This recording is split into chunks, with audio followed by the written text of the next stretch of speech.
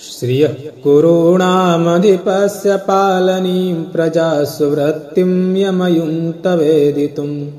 सवर्णलिङ्गे विदितः समाययौ युधिष्ठिरं द्वैतवने वनेचरः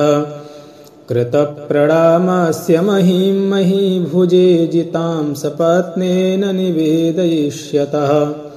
न वेव्यथे तस्य मनो न हि प्रियं प्रवक्तुमिच्छन्ति मृषाहितैषिणः द्विषां विघाताय विधातुमिच्छतो रहस्यनुज्ञामधिगम्य भूभृतः ससौष्ठवौदार्यविशेषशालिनीं विनिश्चितार्थमिति वाचमाददे क्रियासु युक्तैर्नृपचारचक्षुषो न वञ्चनीयाः प्रभवो निजीविभिः अतोऽर्हसि क्षन्तुम् साधु साधुवाहितं मनोहारि च दुर्लभं वचः स किं सखा साधुन शास्तियोऽधिपं हितान्नयः संशृणुते स किं प्रभुः सदानुकूलेषु हि कुर्वते रतिं नृपेषु मातेषु च सर्वसम्पदः निसर्गदुर्बोधमबोधविक्लवाः क्व भूपतीनां चरितं क्व जन्तवः तवानुभावोऽयमवेदयन्मया निगूढतत्त्वं नयवर्त्मविद्विषाम् विशङ्कमानो भवतः पराभवं नृपासनस्थोऽपि वनाधिवासिनः दुरोदरक्षद्मजितां समीहते नयेन जेतुं जगतीं सुयोधनः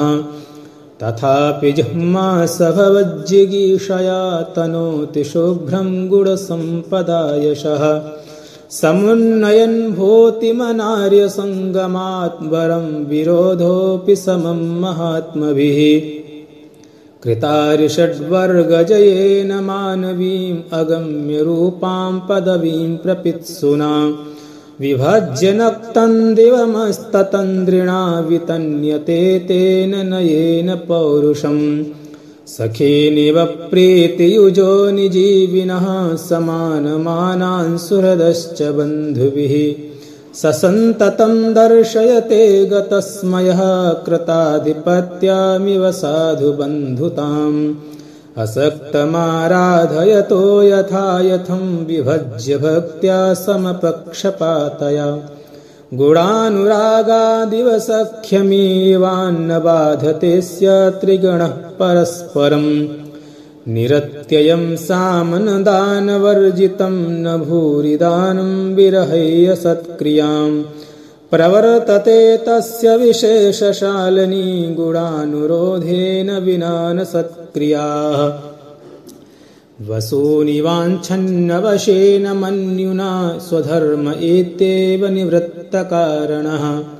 गुरोपदिष्टेन रिपौसुतेऽपि वा निहन्ति दण्डेन सधर्मविप्लवम् विधाय रक्षान् परितः परेतरान् अशङ्किताकारमुपैति शङ्कितः क्रियापवर्गेष्वनुजीविसात्कृताः कृतज्ञतामस्य वदन्ति सम्पदः अनारतं तेन पदेषु लम्भिता विभज्य सम्यग्विनियोगसत्क्रियाः फलन्त्युपायाः परिबृंहितायते उपेत्य सङ्घर्षमिवार्थसम्पदः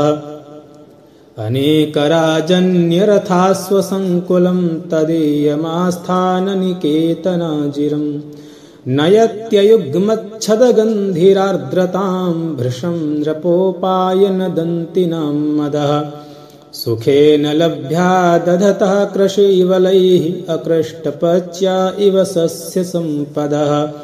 वितन्वति क्षेममदेव मातृकाः चिराय तस्मिन् कुर्वश्चकासति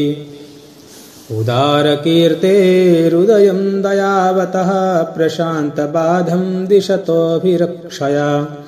स्वयं प्रदुग्धेस्य गुणैरुपस्नुता वसूपमानस्य वसूनिमेदिनी महौजसो मानधनाधनार्चिता धनुर्भृतः संयतिलब्धकीर्तयः न संहतास्तस्य न भिन्नवृत्तयः प्रियाणि वाञ्छन्त्य शुभिः समीहितुम् महीभृतां सच्चरितैश्चरैः क्रिया सवेदनिःशेषमशेषितक्रियः महोदयैस्तस्य हितानुबन्धिभिः प्रतीयते धातुरिवेहितं फलैः न तेन सज्जं क्वचिदुद्यतं धनुः कृतं न वा कोपविजिह्वमाननम् गुणानुरागेण शिरोभिरुह्यते नरादिपैर्माल्यमिवास्य शासनम् स यौवराज्ये